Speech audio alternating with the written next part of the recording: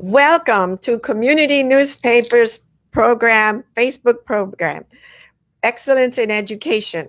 This is Marta Perez, and our mission is to expose and inspire excellence in education. Also, please follow us on Facebook and send us questions via our chat room. Now, please allow me to introduce one of the most knowledgeable, talented, and versatile public servants in the United States.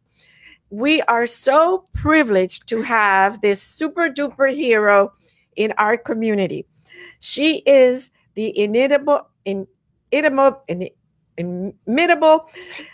Honorable Enid Weisman, Mayor of the City of Aventura. By way before of this impressive title, Mayor Weisman was a powerhouse in education.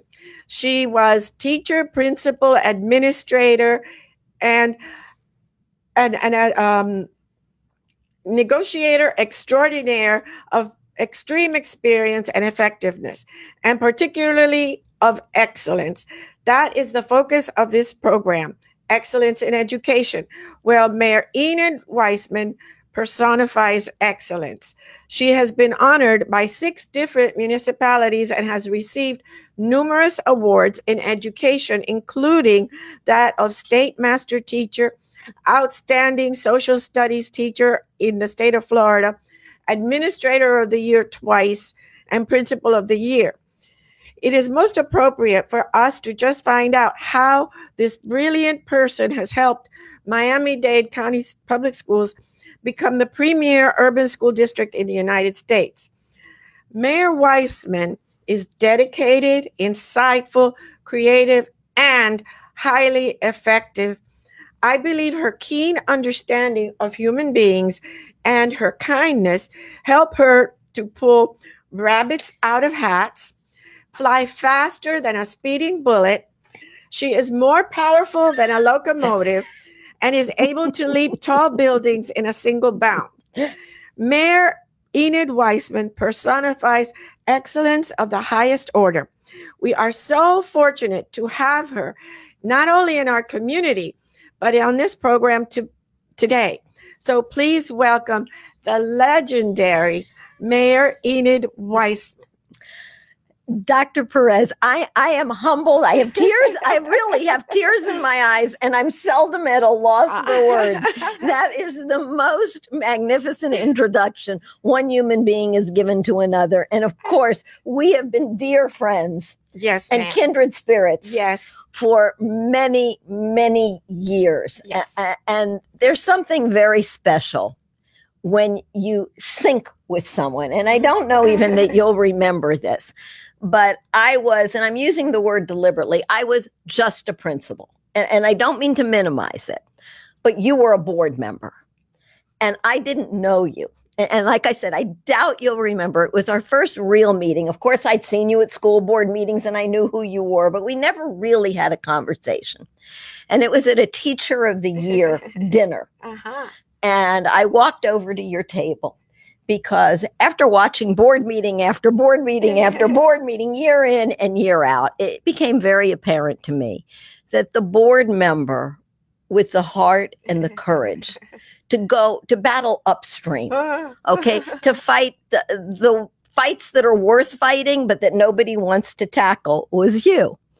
And my schools were not in your district, okay? They were not in your district, but they had needs. They had needs. And I talked to you about a particular school that was a performing arts middle school program, but it was in horrible shape.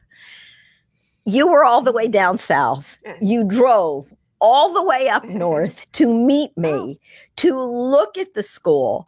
You know, in a school board of 9, we all know it takes 5 votes. So just having your school board member on board was never enough. And you became a passionate advocate for school, not just that school, but for many schools and for children, not just in your area, but for children throughout all of Dade County. And it's something we need more of. Thank you. Total inclusiveness. So you, Madam Mayor, are so inspirational And a lot of people don't know your background.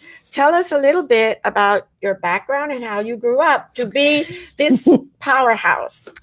I did it the old-fashioned way. Okay, I worked for it.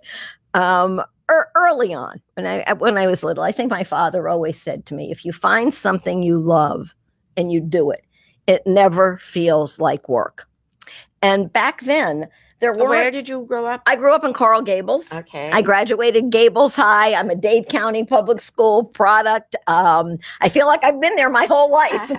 And Miami has always been my home. Did you want to be a teacher growing up? I really don't think I did. No? No, I don't think I did. But back then, there weren't that many choices open to women. Mm-hmm. So, you know, my mother had always said, you can be a nurse, you can be a teacher, you can be a secretary. All right. Well, I don't like blood and needles, and I wasn't very good at typing. So kind of, you know, you just sort of fell into it. I fell into teaching. And what did you teach? I taught government. I taught civics. I taught history. High school teacher. I started out in what we had then were junior highs. Okay. I started out teaching 9th grade. I moved into the high school. What school? Miami Jackson Senior High, but I started at Allapattah Junior High at the time, not Allapattah Middle. I was at Jackson for a long time. At Jackson, I became a guidance counselor, a guidance chair, and I became an assistant principal. And how did you enjoy those jobs, the guidance? I loved every job I ever had. I had to be dragged out of the classroom. The region director came to my classroom at Allapattah and said, you're not going to be here after the end of this year. You're moving over to Miami Jackson. We have a new principal there. We need you there. And you know, when you work for the superintendent, you work at the wishes and the pleasure of your boss. And I said, great, I'm looking for a new challenge. So how have schools changed since then? Since when you started out, your first classroom experience, how do you think schools have changed, and how have students changed? I think it's much more challenging today. I think it's more challenging for kids. I think it's much more challenging for teachers. And I'm not talking about testing. I'm not talking about the pandemic. You know, this pandemic is just let's hope a once in a 100-year lifetime experience. But over the past 30 years, education has changed dramatically. You know, I think of the first Carnegie reports and the dreadful shape nationally that education was in and how it was failing miserably, serving the underserved. Always education. When kids come in knowing how to read and they come from families that can afford them everything they need to access education, it works fine. When kids don't have that, it's an uphill battle. It's one worth fighting. And it's one worth holding every kid's hand and taking them on that battle. And I would say that there were a set of rules. It really didn't matter if you went to school in Miami, New York, California, Boston. There was a set of curriculum novels that you would have read, I would have read. It was sort of much more structured. Behavior was more structured. Being bad in class was passing a note. Right. Yes. It was talking or chewing bubble gum. Yes. All right. Yes. That was kind of being bad. And of course, it was very embarrassing for your mother to get a call from a teacher. Exactly. And over 30 years, society changed and we changed, and we've expected more and more and more from our schools. Absolutely. And on the same time, we haven't taken anything away from them.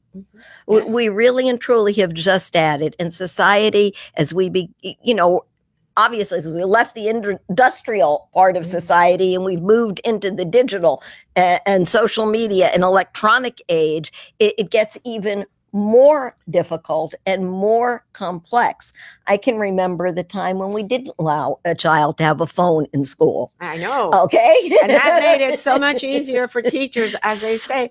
We have to allow phones because unfortunately, look what happened at Columbine changed everything.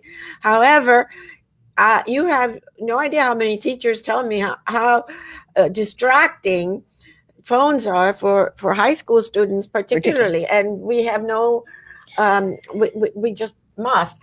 How about teacher quality, Enid? How do you see it? Because I'm that concerned. is every day we pack more stuff onto them. Okay, as you know, I was in charge of human capital, Yes, and ma'am. teacher quality was part of my job. For any profession to remain at the forefront and be an honored profession, the members of the profession have to be respected. And that is probably the one word I would use to say what has impacted education. When I grew up, when you grew up, teachers were revered. Mm-hmm. Now, they never made any money, but they were still honored for the knowledge that they knew, primarily female, because that's what happened unless you were going to a parochial school. Right. Yes. Okay. But primarily female, but very smart females who knew what they were doing and were respected. This is the age of everybody has their rights. And if there's one thing that I really think, and I think of myself being in a classroom, and I think of 30 children having a cell phone, and you're on camera all the time.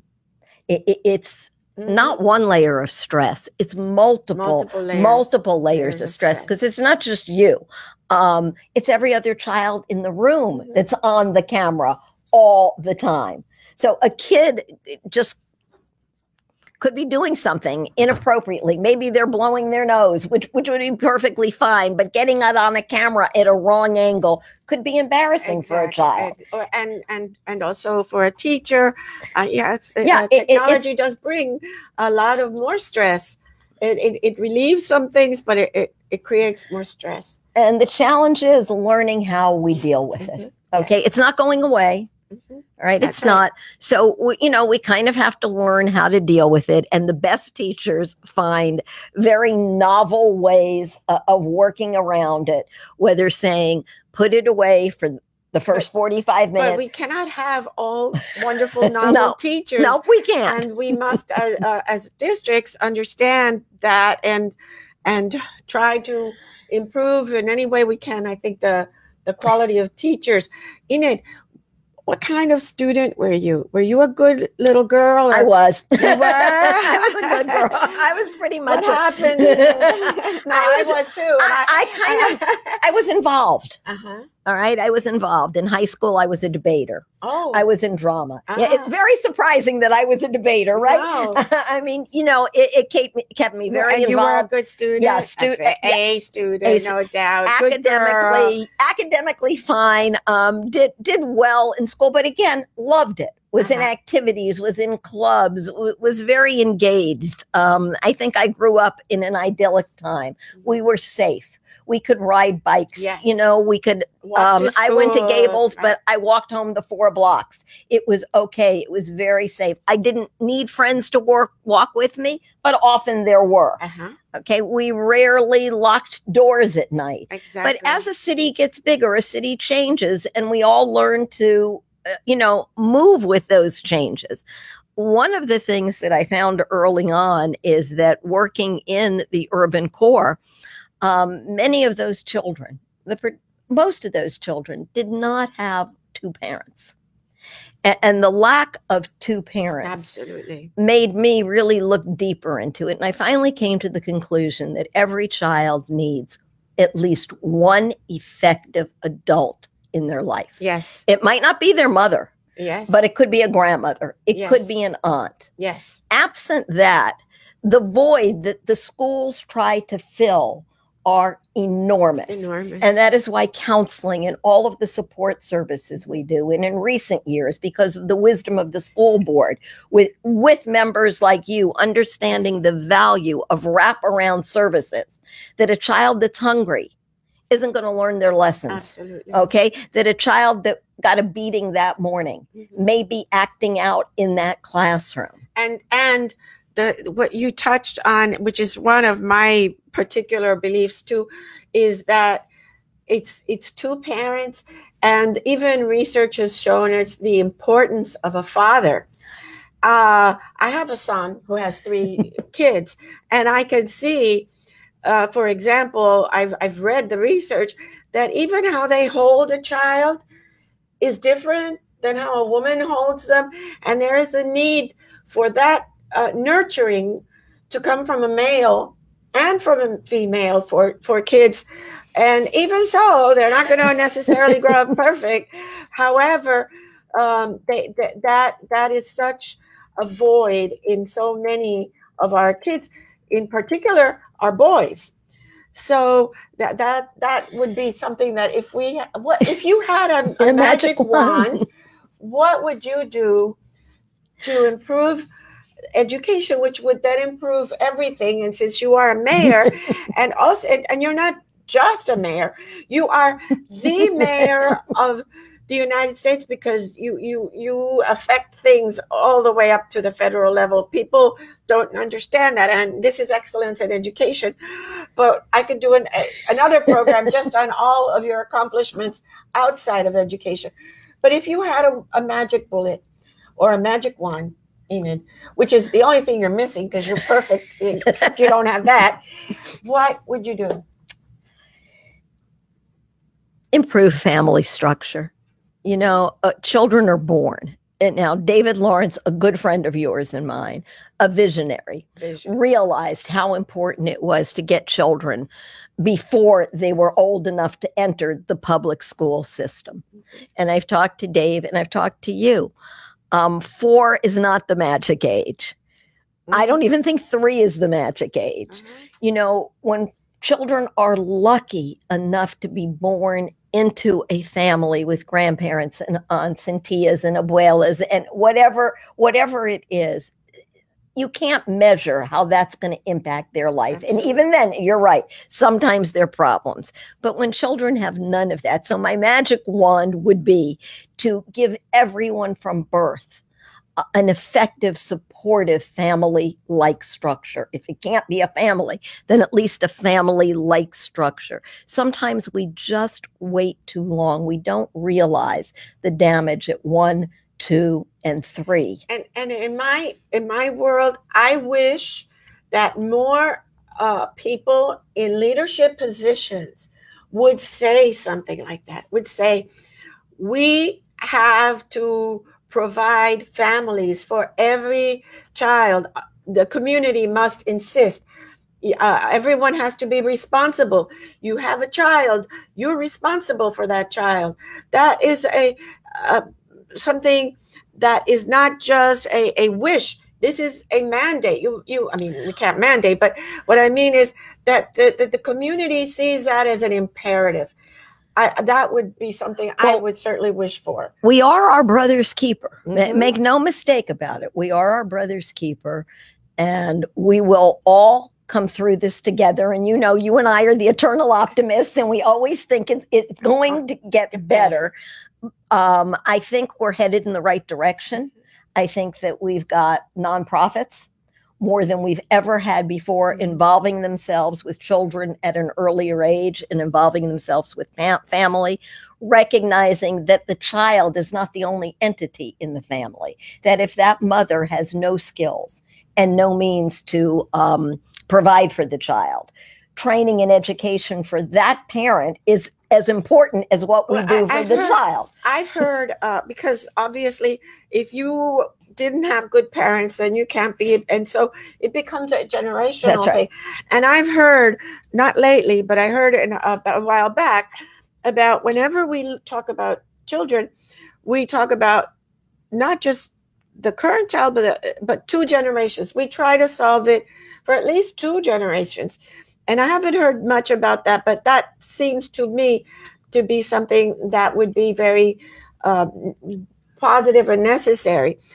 Enid, I really mean, we are so fortunate, and anyone watching is so fortunate. We have, oh my goodness, look, we have Rachel Salzman Friedland says, the city of Aventura is lucky to have Mayor Enid Weisman. I agree 100%. And we have other comments like that. And you seem such a positive person. You always seem to find solutions. She is the best negotiator in the world. If she can't negotiate something, I mean, I would send her to the Middle East and she would get it done. but you must, and you're so positive, and you're always so bright and cheerful, and optimistic. So you must have faced challenges in your life. What are some of the biggest challenges in your life that you would like to share that people may not know about? Well, I think I've, we all have, no one goes through this lifetime unscathed. Okay. There always are challenges. I think I've been particularly fortunate. I've been blessed with good health. Okay. And as you get older, you realize it's not the possessions you have. It's the people in your lives that care about you. Absolutely. It's the health that you have and the connections that you make.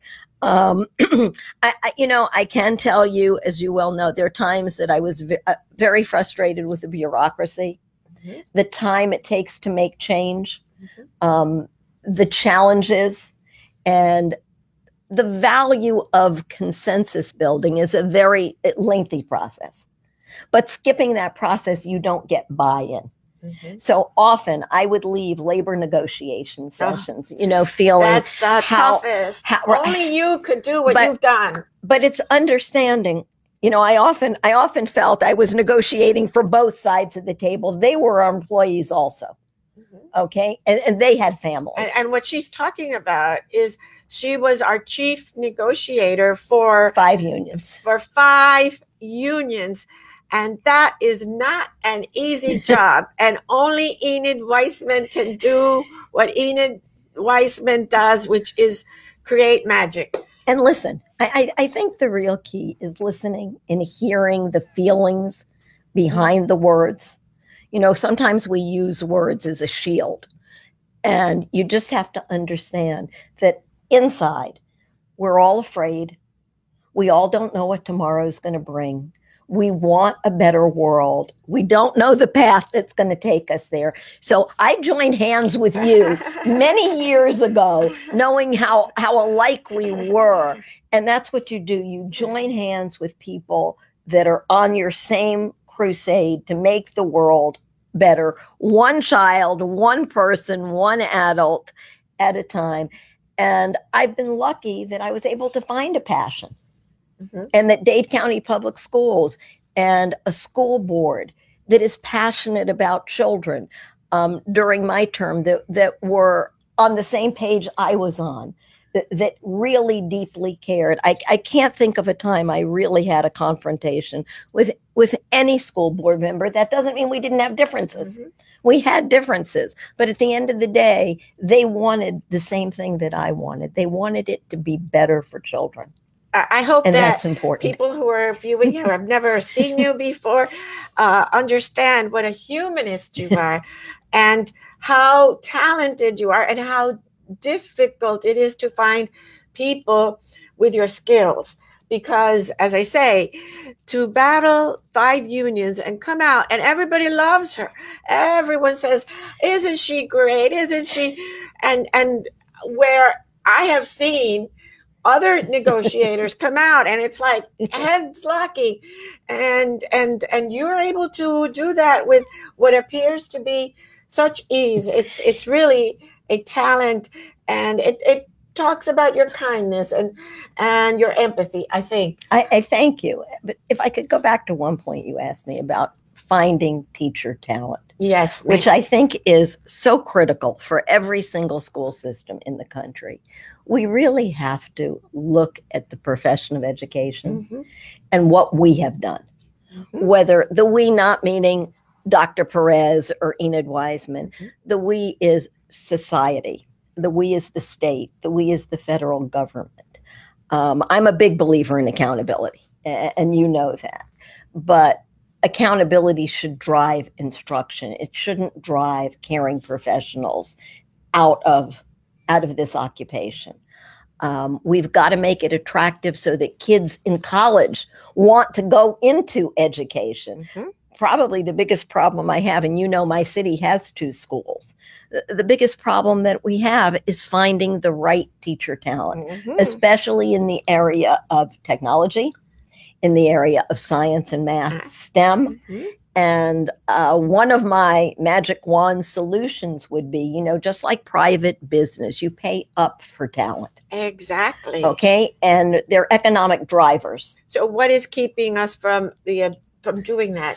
Well, part of it is our contracts with the union, that all teachers are deemed to be the same. So they get paid on a salary schedule. Where if you were in private industry and you were a super duper phenomenal web designer, you're going to make more than somebody that's just getting out of school. Do you think we'd ever be able to change that? Oh, I think you think the unions will come up around, you know, that? I always said this, and I said it in bargaining as well. Florida is union light. Okay, Florida is the only state, and I don't know if everyone knows that, we are a right to work state, and our Constitution gives labor the right to organize. It's the only state that has both. But we can't go on sick outs. We can't, you know, there are many things the union can't do. But we are also at the bottom of South Florida. This is our labor pool. We don't live in the middle of the United States or in New England where we can draw from many different states. This is it. We have to invest money in our teachers. We have to invest money as kids get into 11th and 12th grade, enticing them into the education professions. We have to raise the salaries. There shouldn't be a battle about $47,000. Yes. Okay. A teacher, the president of the United States is where he is because he had teachers in part. Teachers really changed the world, and we've marginalized them. So if you gave me 2 magic wands, I would take that role and I would elevate it as it is elevated in Finland, in Singapore, in the Middle East. And I was just going to ask you about, because I know you have visited, and you know me, I always go back to the most successful school districts and what they do. And I wish we could do so many of those things. But I haven't visited some of these school districts. Tell us what you think is the difference there. Parents absolutely respect and honor the profession. Mm-hmm. You know, whether they make a few dollars more or a few dollars less. You know, it's very hard with costs of living, even to figure this out state by state in our country. But the word that I hear over and over again is a profession that is respected, a profession that is honored. I may go into my doctor and he may tell me, you know, your blood pressure is high. You have to do these things, certain exercises. I will not argue with him and say, I don't. You know, I will not. He's the doctor. You listen. But yet teachers are faced with parents who say, no, it's right. No, you're hurting my child's feelings. You know, we just have to realize that they are professionals, that they're highly trained, and we need to respect them.